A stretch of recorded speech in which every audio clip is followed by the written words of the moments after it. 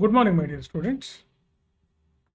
So group వన్లో ఎన్ని మార్కులు వస్తాయి ఉమెన్ క్యాండిడేట్స్కి ఒక మంచి పోస్ట్ వస్తుంది? సో ఇది మీకు ఒక జస్ట్ ఒక యావరేజ్ ఐడియా కోసం, ఒక అసెస్మెంట్ కోసం, మిమ్మల్ని మోటివేట్ చేయటం కోసం, మీరు కష్టపడి చదివి, ముఖ్యంగా మహిళా మిత్రులు అంటే ఉమెన్ ఫ్రెండ్స్ అండ్ స్టూడెంట్స్, మీరు మంచిగా చదివి రాష్ట్రంలో మంచి ఉన్నత ఉద్యోగమైనటువంటి గ్రూప్ వన్కి సెలెక్ట్ అవ్వాలని కోరుకుంటూ మీకు కొన్ని సూచనలు, సలహాలు నాకున్న అనుభవంతో, నేను చూసిన మా మహిళా అభ్యర్థులతో ఎన్ని మార్కులు వచ్చినాయి అనేది దాన్ని బట్టి మనకు ఒక ఐడియా అనమాట. ఒక ఒక యావరేజ్ అసెస్మెంట్ ఎలా ఉంటుంది, ఎన్ని మార్క్స్ వస్తే ఉమెన్స్కి ఖచ్చితంగా పోస్ట్ వస్తుంది అనే విషయాలు ఇక్కడ తెలుసుకుందాం. సో ఉమెన్స్కి మీకు 33% రిజర్వేషన్ ఉండటం ఒక అడ్వాంటేజ్ ఇక్కడ. సో దానివలన ఆ 33%లో ఆల్ కేటగిరీ ఉమెన్స్ కూడా దాంట్లోకి రావచ్చు, దానికి పోటీ పడవచ్చు. అందువల్ల ఎప్పుడైనా సరే only in case of state services ఎగ్జామినేషన్స్లో, అంటే ఈ public service commission state level అనమాట. సో మనకేంటంటే 33% ఉమెన్స్ రిజర్వేషన్ ఉంది కాబట్టి మెన్తో పోల్చినప్పుడు ఎప్పుడు కూడా వీళ్ళకి మార్కులు తక్కువగా వచ్చినప్పుడు కూడా మంచి పోస్ట్ రావడానికి అవకాశం ఉంటుంది అనమాట. అది గ్రూప్ 1, గ్రూప్ 2 లాంటి వాటిల్లో కూడా. సో ఈ నేపథ్యంలో ఏంటంటే మనకి ఎన్ని మార్క్స్ వస్తే మహిళలకి మంచి ఆర్డీఓ లాంటి పోస్టులు, మున్సిపల్ కమిషనర్, ఆర్డీఓ, మెయిన్గా ఆర్డీఓ లాంటి పోస్టులు వస్తాయనేది మనం తెలుసుకుందాం. జనరల్గా ఏంటంటే మనం చూస్తే సో అండ్ యావరేజ్గా ఏదైనా మహిళలకు పోస్ట్ రావాలంటే 45% to 50% మార్క్స్ వస్తే ఖచ్చితంగా గ్రూప్ 1లో మంచి పోస్ట్ వస్తుంది. 45 to 50% మార్క్స్ వస్తాయి టోటల్ మీకు ఉన్న 6 పేపర్స్లో. సో 50% మార్క్స్ అంటే ఎంత? 450. 45 అంటే అరౌండ్ మనం కొంచెం తగ్గించుకున్న 400 సంథింగ్ ఇట్లా. కాబట్టి 45 to 50% మార్కులతోటి మనకి గ్రూప్ 1లో మహిళలకి, ఉమెన్స్కి ఖచ్చితంగా జాబ్ వస్తుంది. సో మనం ఒక 48 to 50+ మార్కులు ఉన్నటువంటి వాళ్ళకి ఆర్డీఓ పోస్ట్ రావచ్చు.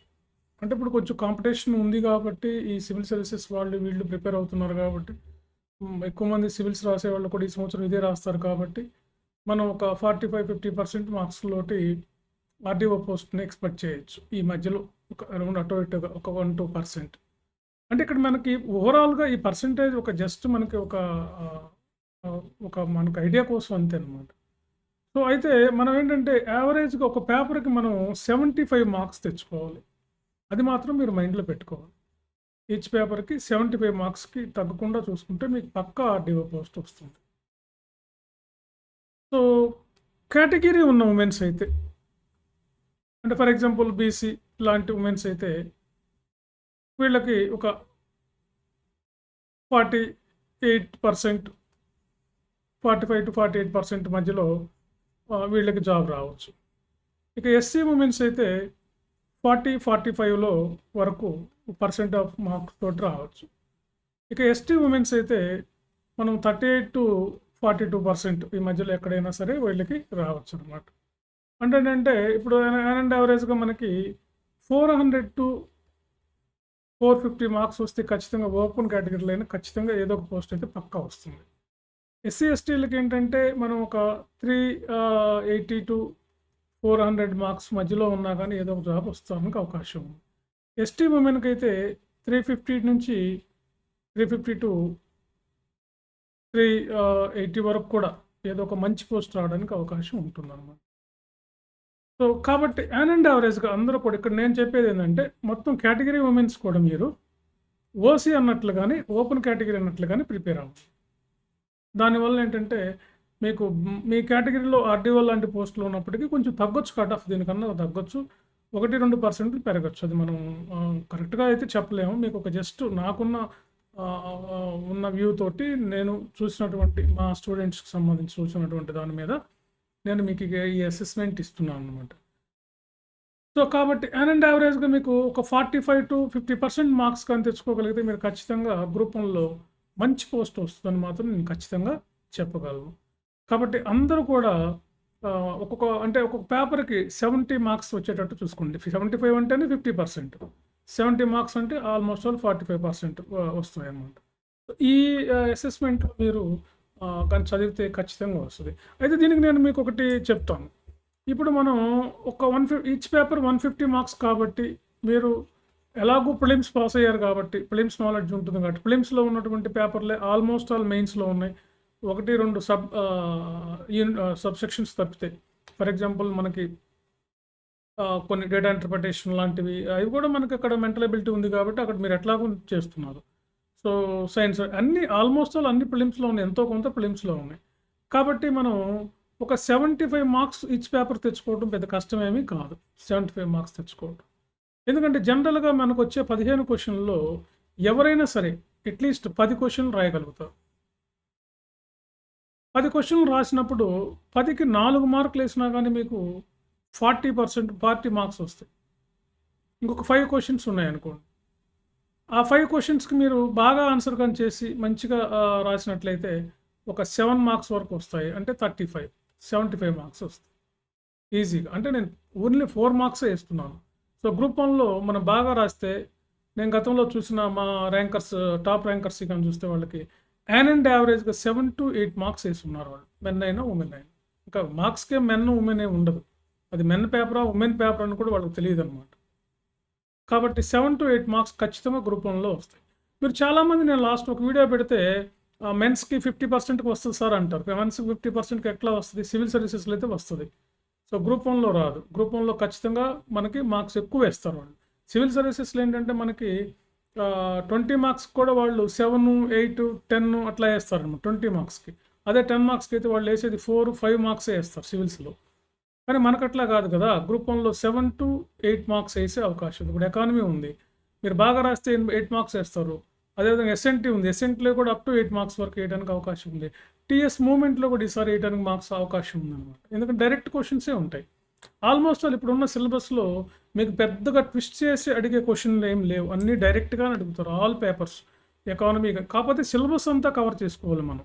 ఎకానమీ కానీ, పాలిటీ కానీ, హిస్టరీ కానీ, లేకపోతే ఎస్ఎన్టీ కానీ, ఏదైనా సరే మీరు కానీ చూస్తే ఆల్ పేపర్స్, జియోగ్రఫీ కానీ, ఓకే, సోషియాలజీ కానీ, సోషల్ ఇష్యూస్ కానీ, ఏది చూసినప్పటికి కూడా మన సిలబస్ ఎక్కువ ఉన్నప్పుడు వాళ్ళు మ్యాక్సిమం మనం అన్ని క్వశ్చన్లు అటెంప్ట్ చేయాలి కాబట్టి డైరెక్ట్ క్వశ్చన్స్ ఎక్కువగా ఉంటాయి. డైరెక్ట్ క్వశ్చన్సే మనకి దాదాపుగా ఒక 70 to 80% డైరెక్ట్ క్వశ్చన్స్ ఇవ్వడానికి అవకాశం ఉంటుంది. డైరెక్ట్ అంటే కొంచెం మనం అందరూ రాయగలిగేమని అర్థం అన్నమాట. సో ఒక 20% క్వశ్చన్స్ కొంచెం ఇండైరెక్ట్గా ఉండొచ్చు, లేదా 20 లేదా 30% క్వశ్చన్స్ ఏంటంటే ఇండైరెక్ట్గా ఉంటాయి.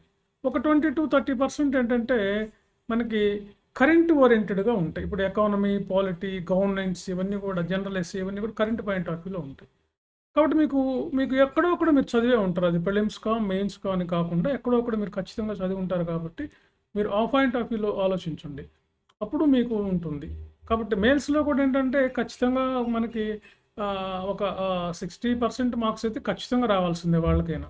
60% వస్తే కానీ మంచి పోస్ట్ రాదనమాట. నేను చెప్తుంది 60 to 70 అన్నాను ఇంతకుముందు. ఎందుకన్నానంటే మెయిల్స్ విషయంలో, ఎందుకన్నానంటే మనకి ఆర్టీఓ పోస్ట్ గురించి నేను చెప్తుంది. ఆర్డీఓ గురించి ఏదో ఒక జాబ్ అంటే వాళ్ళకు కూడా 55% వచ్చిన కేటగిరీ ఉన్న వాళ్ళకి, 50% ఉన్న ఎస్సీ ఎస్టీల్లో అయితే మెన్స్లో కూడా చాలా తక్కువ మార్క్స్ వచ్చినా రావడానికి అవకాశం ఉంది. అన్నింటికి మించి మీరు ఇక్కడ చేయాల్సిన పని ఏంటంటే కంపల్సరీ పేపర్ మాత్రం జాగ్రత్తగా చూసుకోండి. కంపల్సరీ పేపర్ అంటే మనకి లాంగ్వేజ్ పేపర్ ఇంగ్లీష్ మాత్రం తెలుగు మీడియం వాళ్ళు ఆ ఇంగ్లీష్ పేపర్ని కొంచెం జాగ్రత్తగా చూసుకోండి. ఇది కానీ మీరు క్వాలిఫై అవ్వకపోతే మిగతా పేపర్లు మీకు కరెక్ట్ చేయరు. ఓకే ఫ్రెండ్స్, సో కాబట్టి ఉమెన్ ఫ్రెండ్స్, మీకు ఇది నచ్చితే లైక్ చేయండి, షేర్ చేయండి, సబ్స్క్రైబ్ చేయండి. ఇది ఒక నాకున్నటువంటి ఐడియా ప్రకారం చెప్పాను. దీన్ని బేస్ చేసుకొని మీరు అలా మీ ప్రిపరేషన్ ఉండేటట్లు చూసుకొని టెస్ట్లు అవి రాసుకొని, ఇక్కడ మీకు ఒక టెస్ట్ సిరీస్ రాసేటప్పుడు అండ్ యావరేజ్గా మీకు ఒక క్వశ్చన్కి మీకు 5 నుంచి 7 మార్కుల మధ్యలో వస్తుంటే మీకు, అంటే మీకు వేసే ఫ్యాకల్టీస్ కానీ, ఇప్పుడు మేమైతే 5 to 7 మధ్యలో వేసే వాళ్ళకి 7 బాగా రాస్తే 8 కూడా ఇస్తుంటాం ఎకానమీ ఎస్ఎన్టీలో 8. సో 5-7 మధ్యలో 5-8 మధ్యలో వచ్చే వాళ్ళందరూ కూడా రేస్లో ఉన్నట్టే లెక్క అనమాట. సో అంటే అన్ని క్వశ్చన్లకి 5 మార్క్స్ రావు కదా. ఒక 3-4 క్వశ్చన్లు 5 వస్తే మిగతా 10 క్వశ్చన్స్కి మనకి 7 అట్లా రావచ్చు కదా. అప్పుడు మనకి ఎక్కువగా మార్క్స్ వచ్చే అవకాశం ఉంది కదా. కాబట్టి 5-7 మధ్యలో ఉన్న మార్క్స్ వచ్చే వాళ్ళందరూ అండ్ యావరేజ్గా రేస్లో ఉన్నట్టే. కాబట్టి సిలబస్ కంప్లీట్గా చదివి, ఎందుకంటే మన చాయిస్ తక్కువ ఉంది కాబట్టి అన్నీ రాయాలి కాబట్టి మీరు ఖచ్చితంగా కానీ రాయగలిగితే ఖచ్చితంగా గ్రూప్ 1 మంచి పోస్ట్ మీ సొంతం అవుతుంది. Okay my dear women friends and students, all the best for your group 1 examinations. Okay, thank you very much.